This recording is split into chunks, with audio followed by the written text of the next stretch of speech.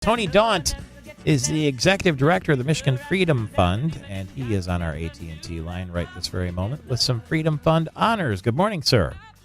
Good morning once again, sir. Thanks for having me. Thank you. You would like to announce the Freedom Fighter of the Month Awards.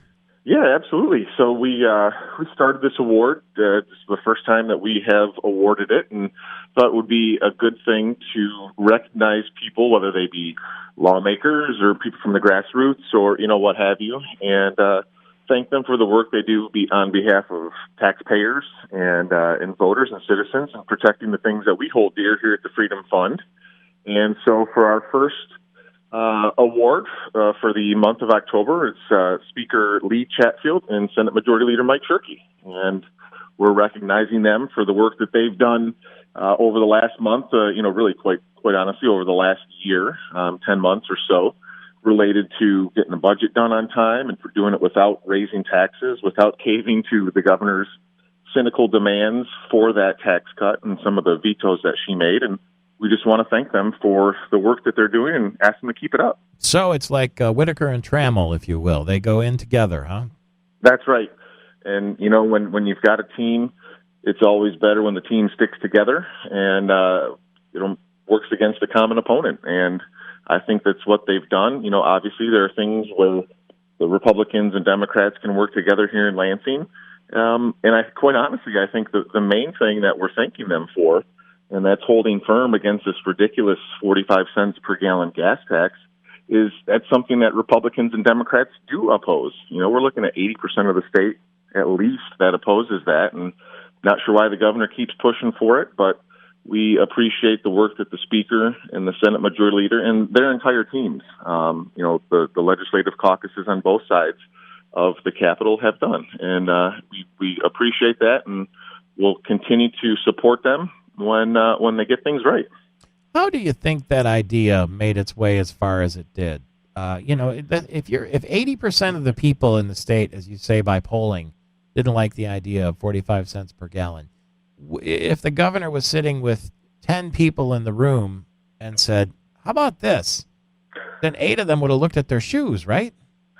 You would think so, but I continue to be baffled by it because some of your listeners will probably remember that before the governor came out with that proposal, there was a think tank in the area that is headed by former Senate Majority Leader Ken Sikkema and others, and they came out with an idea that was, I'm probably going to get the number wrong, but it was like 47 cents, or it was right around that same area, and everybody widely panned it and thought, we're thinking, it's a trial balloon, and it got shot down pretty quickly. But and they come out with 45 cents, and not only come out with 45 cents, but spend the entirety of the year trying to sell it in the face of stiff public opposition and Democratic allies in the legislature who weren't even willing to introduce it. And so it really is kind of odd. I thought the governor would be a little savvier in her team. But, who knows? Sometimes, people they get an idea in their head and they can't let go of it. And I guess that's what we've got with Governor Whitmer here. What do you think, at what price did this come for Leader Shirkey and Speaker Chatfield? In terms of... well, they held the line, and so now we saw the governor slash $1 billion in budget vetoes, and some people are going to start feeling the pain pretty soon. Rural hospitals, sheriff's departments, some nonprofits, and so forth.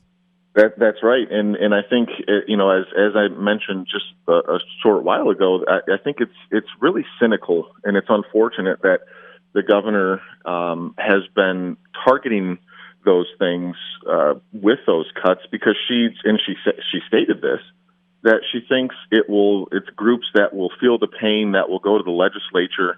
Rural groups, the sheriff patrols, things like that will go to the Republicans and say, hey, you need to fix this.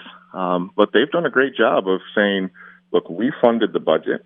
We did it on time. We did it without tax increases. The only person responsible for those vetoes is Governor Whitmer. And, again, they've held strong, and we appreciate that. The thousands of people that we speak to in the grassroots are supportive of it.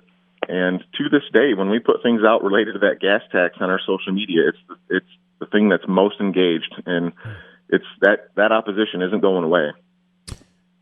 So we're going to have a 3-week break here that includes Thanksgiving and hunting season and the rest of it. The House will be out sooner than the Senate. But if nothing is decided this week about restoring any of those cuts, we're looking at a return on December 3rd, 9 session days. That's all in December. So once again, we're up against a sort of a deadline here. If they're going to come up with some sort of collaborative reconciliation. Yep, it's it's unfortunate. For the last 8 years prior to this year, we had budgets that were done on time and they were done responsibly. And the only thing that's changed this year is that we have a Democratic governor in the form of Gretchen Whitmer. And, the legislature, the makeup of it remains the same, solid Republican conservatives working on behalf of the taxpayers. And, I'm sure that there's room to give on things, but we're going to trust the leaders to this point. They've done a great job and, hope that they hold firm. Apparently, according to MERS News, there are some women legislators who think that when the Senate Majority Leader Mike Shirkey calls Governor Whitmer my governor, that is overboard, misogynistic, paternalistic, not respectful. What is your sense?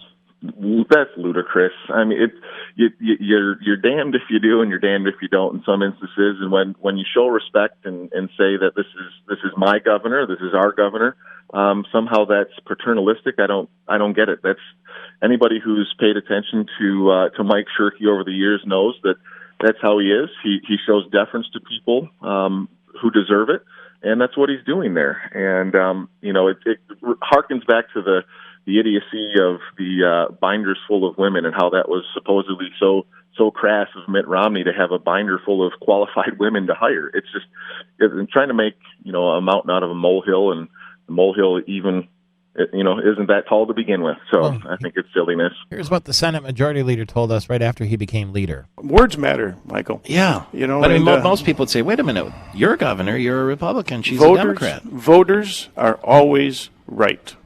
Doesn't mean I always like what they decide, but voters are always right. They chose her. That's exactly right. Mm-hmm. So she's my governor, and we'll find ways to. And we're playing the same. I'll put it in frame of a game. We're playing the same game.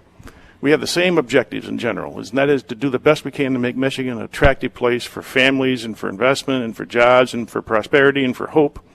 And nevertheless, here we are, still sort of slugging it out months and months later. They are the Freedom Fighters of the Month. The Senate Majority Leader Mike Shirkey and Speaker of the House Lee Chatfield, according to Tony Daunt. How can people register for the Front Lines of Freedom every week and see your information at the Michigan Freedom Fund? You go to MichiganFreedomFund.com and get signed up for that newsletter. It's right there on the front page, and you'll start getting those little nuggets of wisdom every week on Friday. Thank you very much. We sure appreciate that. Happy Guy Fawkes Day and happy Election Day to Tony Daunt. Polls are open until 8 o'clock tonight.